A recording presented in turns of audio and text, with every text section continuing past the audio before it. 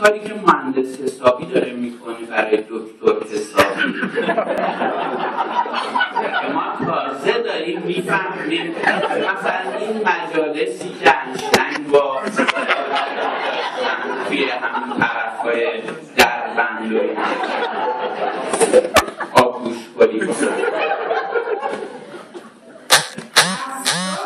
این واقعیت که نسبیت اصلا نظریه دکتر حسابی بوده اصلا انشتین به قیافش میاد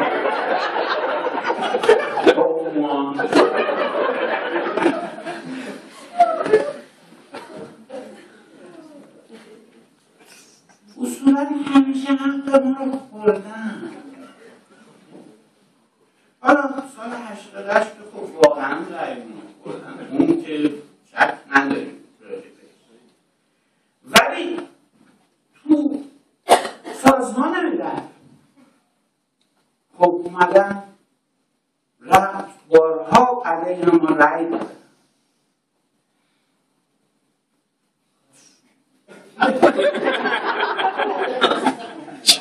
یا مثلا یه دفعه وقتی نگاه کردیم می‌بینیم مثلا تو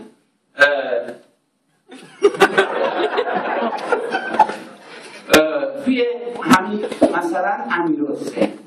یا مثلا هرمیا تو اکادمی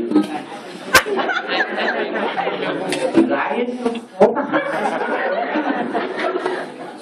چرا؟ به خاطر اینکه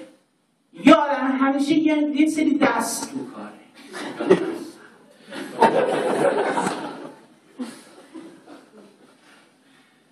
حتی مثلا در مورد همین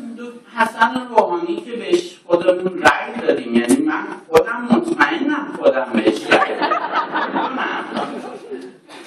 خب بچه ها رفتن بهش رأی دادن ولی وقتی که رئیس رو شمردن اعلام کردن و رئیس جمهور شد خب هر چی فکر میکنم ببینم یه چیزی عجیبه یعنی به نظرم میاد حتما یه تقلبی شده